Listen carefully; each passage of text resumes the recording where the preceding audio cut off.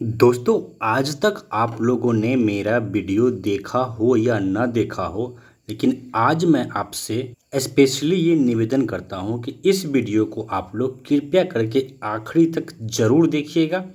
और वीडियो देखने के बाद कृपया करके आप अपनी राय ज़रूर कमेंट कीजिएगा, ताकि मैं इस तरह के मुद्दों को आगे उठाऊं या फिर जो जैसा चल रहा है उसे वैसा चलता छोड़ दूं।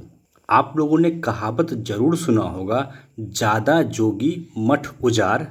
या फिर आम भाषा में आप लोगों ने ये कहावत भी सुना होगा कि जिस किचन में ज़्यादा महिलाएं खाना बनाने वाली होती है उस किचन का सब्जी ज़रूर जलता है कहीं ना कहीं। सातवें चरण शिक्षक बहाली को भी ऐसा ही बनाया जा रहा है। नो डाउट कि सरकार का मंशा है कि इस बहाली डिले हो, लेकिन ज़रा ईमानदारी से सोच के देखिए कि आपकी मंशा क्या है। सबसे पहले बात करते हैं हम लोग जो STET में चीज़ें चल रही है। सरकार ने आपको मेरिट नॉट इन मेरिट में बांट दिया, लेकिन एक लंबे अंतराल के बाद कहीं ना कहीं मेरिट नॉट मेरिट का मुद्दा गबन हो गया। अब लोग मेरिट नॉट मेरिट की बात भी नहीं करते हैं। सब सिर्फ एक ही उम्मीद, एक ही आशा में बैठे हैं कि जल्द से जल्द शिक्षक बहाली शुरू हो।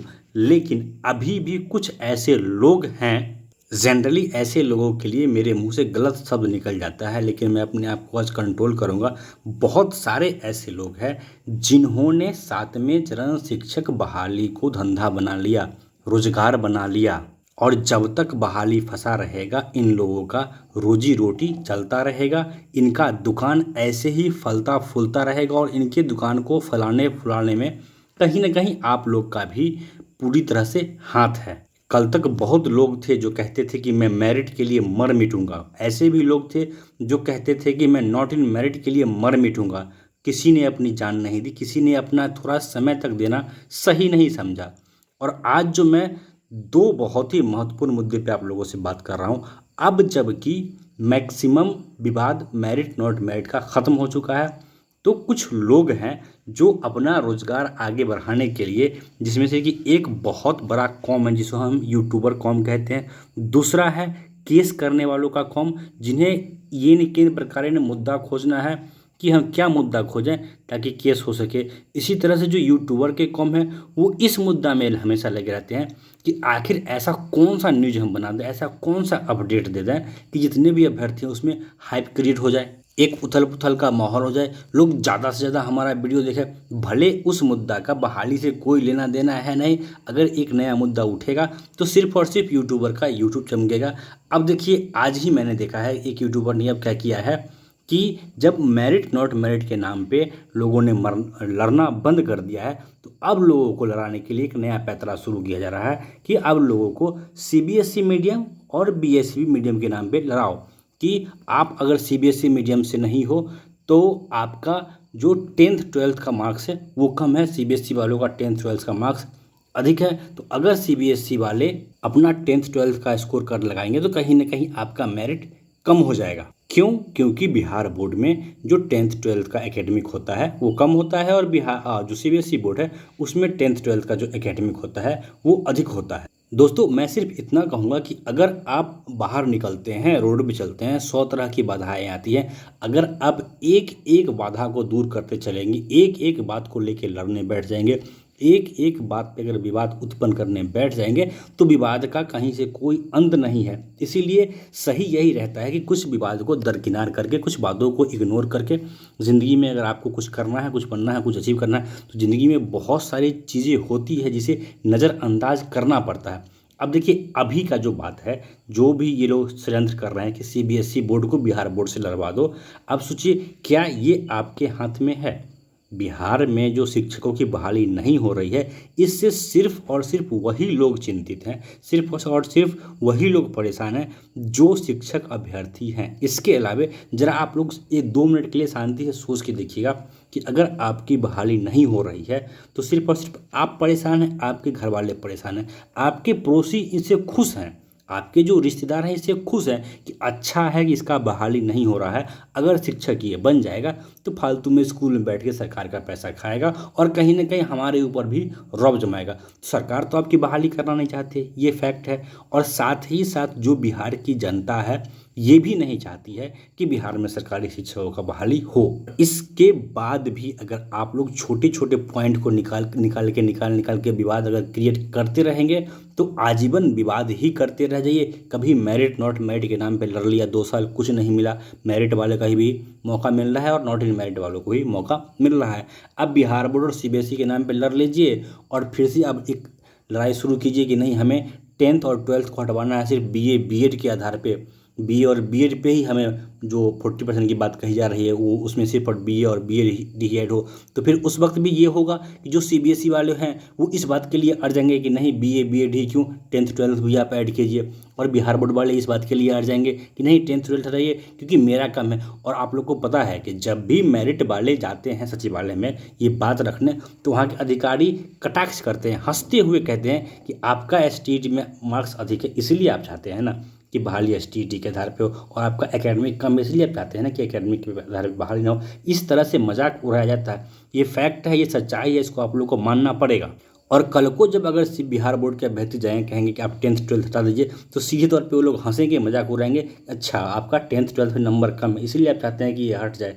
और सीबीएसई वाले जब जाएंगे कहने के लिए कि नहीं 10th 12th का मार्क्स रहने दिया जाए तो फिर वहाँ भी वो लोग हंसेंगे, मजाक उड़ाएंगे, अच्छा आप सीबीएसई मीडियम से लगता है पढ़े हैं, आपका स्कोर ज़्यादा है मैट्रिक और इंटर में, इसीलिए आप चाह रहे हैं कि 10th 12th रहे। तो दोस्तों मैं आप लोगों को बस इतना ही समझाना चाह रहा हूँ कि विवाद का कोई अंत नहीं है, बहुत सारी चीज़ें हैं जिसे नज़रअंदाज करना चाहिए, करना पड़ेगा, तो ही शिक्षक आप बन पाएंगे, अन्यथा आपकी ज़रूरत किसी को नहीं है। ये इस बात को आप समझिए। ये बात मैं बहुत कड़वा बोल रहा हूँ, मुझे खुद बुरा लग रहा है कि मैं एक ऐसे लेवल पे हूँ ज़िंदगी में और हम हर कोई है जिसकी ज़रूरत किसी को नहीं है। ना तो बिहार सरकार इस चीज़ के लिए चिंतित है कि उसके स्कूल में सरकारी शिक्षक नहीं है और ना ही इस राज्य के जनता को इस बात का चिंता है कि हमारे स्कूलों में, सरकारी स्कूलों में शिक्षक नहीं है।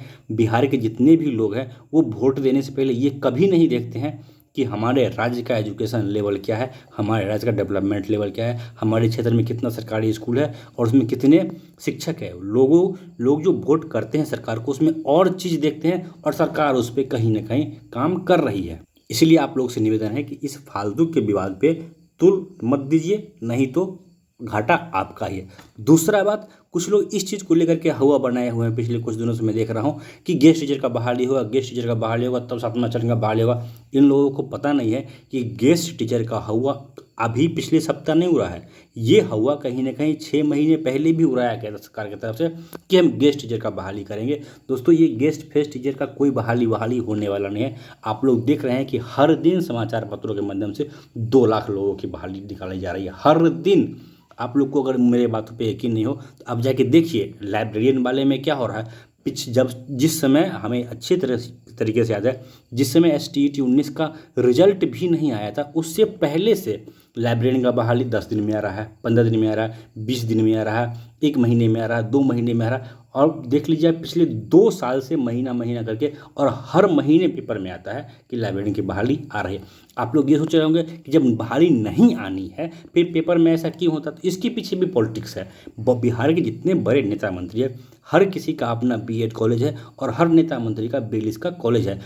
अगर पेपर में इस तरह का समाचार निकलेगा कि बिलिस की वैकेंसी आने वाली है तो हमारे और आपके जैसे लोग ही पैसा देकर के एडमिशन करवा लेंगे। 25,000 30,000 इनका फीस होता है, साल 2 साल का कोर्स होता है, सिर्फ सर्टिफिकेट के लिए इन नेता मंत्रियों के इस कॉलेज में हम लोग नाम लिखाएंगे और पैसा देंगे और वहाँ से सर्टिफिकेट का जुगाड़ लगा लेंगे ताकि हम अगले आने वाली बहाली में कहीं ना कहीं एलिजिबल हो सके, बैठ सके। और इसीलिए बार बार पेपर में भी निकाला जाता है कि लाइब्रेरियन की बहाली आ रही है, वो आ रही है और आती ही रह जाएगी। तो जो लोग भी आपको गेस्ट टीचर के नाम पे भरमा रहे हैं ये बहाली अभी नहीं आने वाली है, सिर्फ और सिर्फ 7वां चरण बहाली होगा। और जिन लोगों को ये लग रहा है कि सरकारी स्कूलों में शिक्षक देने के लिए सरकार गेस्ट टीचर ला रही है, तो सरकारी स्कूलों में शिक्षक देने के प्रति सरकार कितना सजग है और कितना एक्टिव है ये हमसे ज़्यादा आप लोग जानते हैं। तीसरा जो विवाद फैलाया जा रहा है कि 5 नंबर अधिभार मिलना चाहिए ऑनर्स वालों को। देखिए तो ये कोई नया मुद्दा नहीं है, ऐसा नहीं है कि ये आज आया है, पहले ऐसा होता था। लेकिन फिर बीच में सरकार ने इन चीज़ों को बंद कर दिया। फिर बीच में केस भी आया था, तो जब केस किया गया तो उसमें कुछ ऐसे सब्जेक्ट थे जिसमें 5 नंबर का अधिभार मिल रहा था, कुछ में नहीं मिल रहा था। तो ये भी कहीं ना कहीं पेट पालने का कुछ लोगों ने एक तरीका बनाया है कि चलो इसी के नाम पे अब पेट पाला जाए। क्योंकि आप लोगों ने देख लिया कि ऐसे लोग जो अधिभार की मांग कर रहे हैं, कल तक ये लोग मेरिट के लिए जान देने को तैयार थे। मेरिट ही इनका गीता कुरान था, मेरिट ही इनका सब कुछ था। और इस बात को मेरिट वाले भी समझिए और नॉट इन मेरिट वाले भी समझिए कि कल तक जो इंसान मेरिट के लिए गर्दन कटाने को तैयार था, आज वो 5 नंबर अधिभार के लिए आप लोग को न जाने कौन कौन सा मुंगरी लाल का हसीन सपना दिखा रहा है, जो कि पूरा होगा इसका 0% ही चांस है। और जरा सोच के देखिए कि 5 नंबर अधिभार का अगर आप लोग समर्थन करते हैं तो ये भी बात सोच के देखिए कि जो 60-40 का रेशियो किया गया ये इसीलिए किया गया ताकि एकेडमिक का वेटेज कम किया जाए और जो पात्रता परीक्षा कह लीजिए या फिर जो STET हुआ उसके वेटेज को बढ़ाया जाए। और अब जरा सोच के देखिए कि सिर्फ एकेडमिक यानी उसमें भी सिर्फ ग्रेजुएशन के एकेडमिक के आधार पे अगर 5 नंबर मिल जाएगा तो कहीं ना कहीं ये जो STET को 60% का तवज्जो दिया जा रहा है उसका वैल्यू पूरी तरह से कम करने वाली बात होगी। इसलिए मुझे नहीं लगता है कि सरकार इसको तवज्जो देगी और सरकार इसमें ऐसा कुछ करने जा रही है। बाकी क्या सही क्या गलत सोचने के लिए आप लोग इंडिपेंडेंट है, जो सही लगे आप उनको समर्थन कीजिए, मैं कहने वाला कोई नहीं हूँ। रही बात 7वें चरण की बहाली, तो ये आप लोगों के भी हाथ में है। विवाद खत्म करके बहाली चाहिए आपको, या फिर विवाद करते रहना है, बढ़ाते रहना है तो बढ़ाते रहिए, बहाली फंसाते रहिए, लटकाते रहिए। और जिन लोगों ने इसको अपना रोजगार बनाया है उसको समर्थन करते रहिए, उन्हें तो मज़ा आता है। लेकिन अगर आप लोग मेरी बात मानेंगे तो मेरा ये सजेशन है कि जो भी लोग इस तरह के विवाद को उत्पन्न करते हैं, इस तरह के विवाद को खोज खोज के निकालते हैं, गरे मुर्दे को उखाड़ते हैं, ऐसा नहीं है कि ये किसी के दिमाग में नहीं था। ये जो CBSE और बिहार बोर्ड का जो आज विवाद उत्पन्न किया जा रहा है, ये कई महीनों से और जब से एकेडमिक की बात आई तब से ही लोगों के दिमाग में था कि CBSE वालों को, अगर आप जाकर के आलोक श्रीवास्तव का वीडियो देखें लाइव वाला, तो वो आज से नहीं पिछले लगभग 8-9 महीने से ऐसा बोल रहे हैं अपने लाइव वीडियो में कि CBSE वालों का एकेडमिक अधिक होता है। अगर हम लोग ये चाह रहे हैं कि सिर्फ BA ही रह जाए, 10th 12th हट जाए, और कुछ लोग कह रहे हैं कि हमने एक नया मुद्दा ला दिया, तो ऐसे लोगों को क्या कहिएगा आप? इन लोगों को सिर्फ और सिर्फ विवाद उत्पन्न करने से मतलब है। तो ऐसे विवादों को बढ़ावा नहीं दीजिए तो ही बहाली आपकी आएगी, वरना लड़ते रह जाइएगा। सरकार को मज़ा आता है, जनता को मज़ा आता है, आप बेरोजगार पड़े रहिए। दोस्तों इस वीडियो में इतना ही, और आखिरी में मैं आप लोगों से फिर से निवेदन करूँगा कि आप लोग अपना राय कमेंट करके ज़रूर बताइएगा। बाकी आपको आने वाला मेरा वीडियो पसंद हो तो आप देखिए, नहीं पसंद हो मत देखिए। सही लगे तो लाइक कीजिए, सही नहीं लगे तो डिसलाइक कर दीजिए। सही लगे चैनल तो सब्सक्राइब कीजिए, चैनल अगर पसंद ना हो तो अनसब्सक्राइब कीजिए। ये सब आपका पर्सनल मैटर है। लेकिन एक बात है जहाँ पे आप लोग को एकजुटता दिखानी बहुत ज़रूरी है कि आपको बहाली के रास्ते आगे बढ़ना है या विवाद के रास्ते आगे बढ़ना है, ये आपको सोचना पड़ेगा। दोस्तों इस वीडियो में इतना ही, धन्यवाद।